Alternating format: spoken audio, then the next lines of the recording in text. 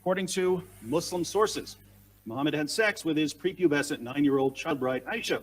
Yeah, see, so Yeah, you see, I have to yeah, yeah, interject here. So again, he repeats the same lie about Aisha.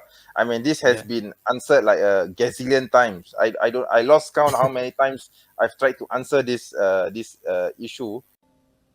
I want it to be over and done with. I'm tired, boss. And Yeah, yet, Christians keep coming up with the same repetitious lie. Let's yeah, not forget. To counter that claim, they should look yeah, into the Bible where yeah, Isaac married a 3-year-old Rebecca. Okay, so yeah, how about that? The father of the Jews is a dad.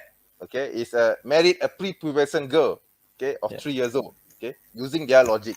Okay, so I've answered this a gazillion times. I think you can find the video on my channel even. So I'm not going to waste my time repeating, answering this, refuting this lie about Aisha's marriage. The marriage of Aisha to the Prophet. But to summarize, the marriage of Aisha with the Prophet Sallallahu Alaihi Wasallam was a happy one. She never complained about her marriage. So why do these Christians, think that they have the authority to complain about Aisha's marriage to the Prophet? I've always wondered why these Christians are suddenly feminists. I know the power of patriarchy. I know what men can do when they're angry. I wore this ridiculous thing for you. Don't move, my friends. Want to, as though as they want to, defend Aisha, but in Yeah. reality, they are trying to demean the Prophet. I mean, are you guys speaking on behalf of Aisha? Because Aisha herself did not ask for your help. Okay, Yeah. so why the F are you talking about this when there's no issue By the at way, all? can I Yeah. share something? Okay. Yeah. Okay, so this claim that he made that child bride is absolutely false because, and I made a video on this, and in the video I showed I made the video against Apos, Alhamdulillah. and you guys can check Yeah. out the video. I'll put the link below. Mhm. And Yeah. so in the video I made it very clear that Aisha Radhanu herself did not see herself as a child. No one around her saw herself as a child, and she Yeah. constantly mentions herself as a young lady or woman, right? And as a matter of fact, you can even see in hadiths that she was actually very tall for her age. So basically, she was a teenager. Yes. So, Yes. for example, in this hadith, you can read in one place. So basically, in the hadith, it describes there's in the day of Eid. So basically, the Prophet ﷺ asked Aisha if she wanted to see like one of the guys were playing with spears, if she wanted to see that, and she agreed, and then the Prophet, and check this out, made me stand behind him, and my cheek was touching his cheek. Now, do you think a child would be as tall as the Prophet? Exactly. She was a teenager. I mean, she was 9-year old, yes, but she was very grown for her age, and that's the point. And this whole idea that she was like this child bride and apostate prophet, like, did you saw the video of apostate prophet regarding Aisha? I haven't yet, but inshallah I will. I didn't know that Apostate Prophet had a video on that because I don't deal with mutats. Okay, I don't. That's not my calling. Yeah, Okay, but yeah. I So will basically, inshallah. Yeah. he made a video where where he showed this picture of like this grown man holding the hand of the like this child, which is false. That's not how it was. Like they were like of this, they were almost as tall as each other, and the Prophet was quite tall himself. So she was physically mature. This is not something they want to tell people because they want to make them seem like she was like this child who doesn't know what they were doing, even though she herself considered herself a woman or young woman, and and she was like wearing hijab because you wear hijab after like puberty, and she was as tall as a Prophet, and still like this, like call her a child, which is ridiculous. Yes, exactly. They want to make her out as though she's helpless, she's unable to defend herself, she's Yeah, not yeah, intelligent enough to yeah, to. In fact, we have records of in the hadith where where Aisha argued with the Prophet. I mean, would a child argue with an adult? I mean, there's so many hadiths where where Aisha actually fought against verbally, of course, when argued against the Prophet when she disagreed with something, and she's not a shy person who would want to hide her feelings. She would actually, argue against the Prophet. Does this sound like a child to you? Yeah, you know, yeah. I mean, it's nonsense. It's just nonsense. nonsense. Yeah, it's nonsense. I mean, this polemic has been going on for years. So, I can tell you, by the way, this polemic, because I have been in apologetics for a long time, this polemic was first started by this Arab Christian. Until today, we don't know who he is. Called Silas. Okay, he posted this article on Answering Islam, because Answering Islam is where everything began.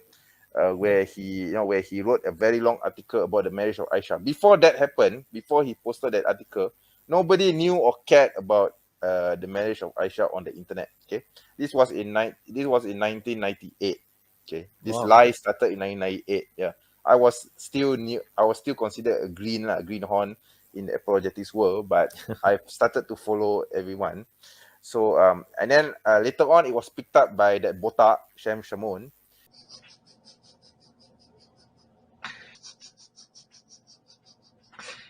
And then it was still, because the internet at the time between 1998 to 2005 2006, it was still contained in the virtual world, because not many people have access to the internet in this time, right?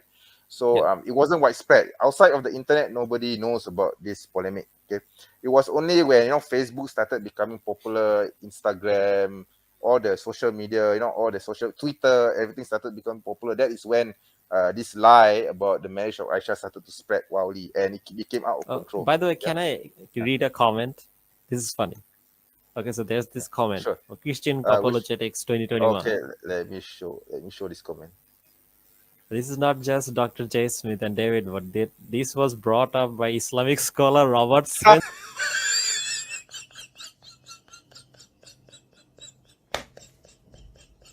that bearded moron is a scholar. Oh my god! My cat will probably be more qualified to talk about Islam than that moron Robert Spencer. I'm telling you that. Okay, my cat has more qualification. Okay, right? My cat can talk better. Okay, she can meow better. Okay, all right. Okay, I have more respect for my cat than I do Robert Spencer. Right? That is how low I think of Robert Spencer, because he's not a scholar. Okay, he's just an Islamophobe. He's as much of a scholar as Christian Prince is. Exactly. He's a scholar. I put the mirror in front of me, I lose. I don't debate myself. Once I debated myself, I lost. Okay, so this is Richard of Shrewsbury. He's a Duke of York, and he basically got married at the age of 4. Okay, and let me share this.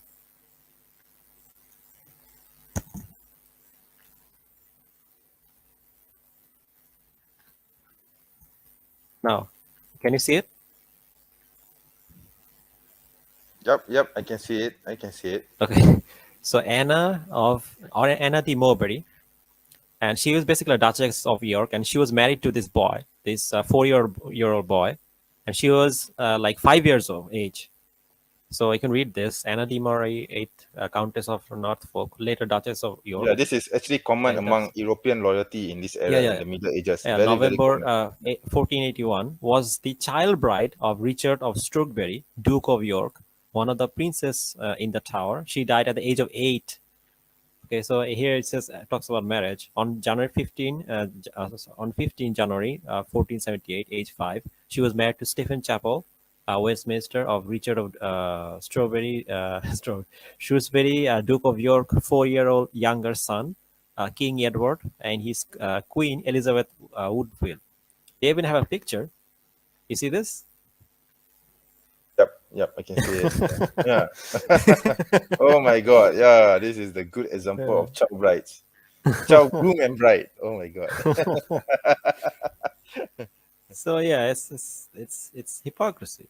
And also, like, I found it's actually not really it's actually not hypocrisy as much as it is ignorance. Okay, it's also about ignorance as well. So it's about ignorance of their own history. You see, because in Europe this is normal. Okay, in the Middle Ages, royalty giving off their child as a bride or as a groom to another royal family in order to establish ties. This is normal. In that era. Okay. Yeah. Okay. So So actually, yeah. Christian Stack Exchange, this website, like where Christians ask question. Yeah. Hold on, let me share this. Yeah. Go ahead and So share. someone Yeah. actually asked a question there regarding this, Okay. and so basically they asked like, I saw in this movie, like this young girl was married to like this young boy. For example, let me read this. I was watching a fictional series situated in France, where a girl princess aged 8 married a 18-year-old man prince through the Catholic Church. I wonder whether that was actually possible. Some people here, it says that it was permissible and fully legal for children below the age of consent to marry in the Catholic Church, provided they had papal distribution. Such dispensation were granted mainly for diplomatic reasons. So yeah, even they are like admitting this, like people who Yeah. actually know, Yeah. but because evangelicals, like a lot of Yeah. evangelicals Yeah. don't know this, they The take issue with it. Protestants will just deny this history and say, oh, the Catholics are kafir. They're all kuffar. They're all kuffar. They are infidels. Yeah, we are the true Yeah, church. We yeah, represent the true Christ. You see, but this is yeah, just to us it's no different. I mean, whether you are Catholic or you are Protestant, you are both Christians. Okay, yeah, doesn't matter. Doesn't matter. yeah, Yeah. So yeah. yeah. And another, I think they quote a bunch of, like, for example, Isabella of Valois, the Yes. daughter of King Charles VI of France, married King Richard II of England, Mhm. and she was of 6 and he was of 29. She was Ha, 6 years old and married a 29-year-old man. there you go. So There you go. There you go. yeah, There you go. You see the hypocrisy of these Christians. yeah. What's he So talking about? in Yeah. the Bible, they can Yeah. take concubines, Yeah. Just numbers. and Okay. there's I'm going nothing to. in the Bible that says that you need their permission. For Yeah, example, I can you mean, share a I'm Bible going to, verse? I'm going to show the Bible passage which you're talking about. The Bible verse, which talks about a lot of nasty things happening. This, by the way, during the time of Moses. All right. Yeah, Okay. So vengeance on the Midianites. Okay.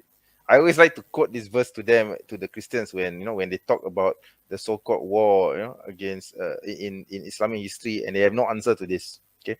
So vengeance on the Midianites. The Lord said to Moses, take vengeance on the Midianites for the Israelites. After that, you'll be gathered to your people.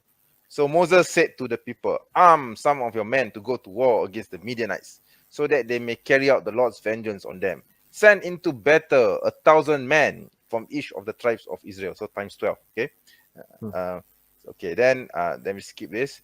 They fought against Midian, as the Lord commanded Moses, and killed every man. Okay, and killed every man. And then and then they also mentioned the victims' yeah, names. yeah, And then the Israelites captured the Midianite women and children, and took yeah, all the Midianite herds, flocks, and goods as plunder. So yeah, basically, the people, Moses and his men were robbers. yeah, I mean, according to the Christian logic. Okay, yeah, according yeah, to Christian logic, Moses and his men were robbers. Okay, yeah. so And they said, that, yeah. And they that said that the prophet was prophet wrong. and they said the prophet Solomon and Salam were robbers. See, so this is clearly plunder. It clearly says this: the Israelites captured the Midianite women and children, took all the Midianite herds, flocks, and goods as plunder. They burned all the towns where Midianites had settled, as well as all their camps. They took Yeah, all the plunder and spoils, including the people and animals, and yeah, brought the captives, spoils, and plunder to Moses and Eleazar the priest. Okay, and yeah, then this is another interesting part. In verse number 14, Moses was angry with the officers of the army. Okay, take note. According to the Bible, the prophet Moses was angry with the Israelites. Now the question is why? Okay, why was he yeah, angry? The answer is, Moses asked, "Have you allowed all the women to leave?" He asked them. They were the ones who followed Balaam's advice and enticed the Israelites to be unfaithful to the Lord. Okay. Now yeah, kill all the boys and kill every woman who has slept with a man, but save for yourselves every girl who has never slept with a man. I mean, yeah. the reason why the prophet Moses, okay, alayhi salam, in this chapter was angry with the Israelites was because they did not kill the women. Do you understand that? Do you understand this? The implications of this. So you're actually no. The Bible is actually saying that that Moses allows for once his people to kill everyone, including the women. Yeah. Okay, and also another interesting thing is that he said kill every woman who slept with a man, meaning probably a wife lah. Okay, but save for yourself every girl who has never slept with a man. Tex. Natty, you sickle. Every girl who has never slept with a man. So basically, he's saying to rape the captives, rape the virgin captives, right? Yeah. Okay. And then the verse goes on. Anyone who has killed someone or touched someone who was killed must stay outside the camp. Blah blah blah blah blah. This is an interesting story. So it says that King Solomon had loved many foreign women besides Pharaoh's daughter, Moabites, Ammonites, Edomites, Sidonites, and Hittites. They were from nations about which the Lord had told the Israelites, "You must not intermarry with them, because they will surely turn your hearts after their gods." No, hold on. Yeah. So, nevertheless, Solomon held fast to them in love. He had 700 wives, and get this, he had 700 wives of royal birth and 300 concubines. This is Solomon. So Solomon had 300 concubines. Oh yeah, this one clarifies that David is like a prophet, right? Yeah, one thing about the Christians, right? Some of them actually argue. Sometimes, if you ask them about David's actions, they actually deny that David was a prophet. Yeah. That's why I wanted to share this. Okay, so from 13 to 16, if you go 13, okay, here we go. David flees. A messenger came and told David that hearts of people of Israel are with Absalom. Then David said to all his officials who were with him in Jerusalem, "Come, we must flee, or none of us will escape from Absalom. We must leave immediately, or he will move quickly to overtake us and bring ruin on us and put the city to the sword."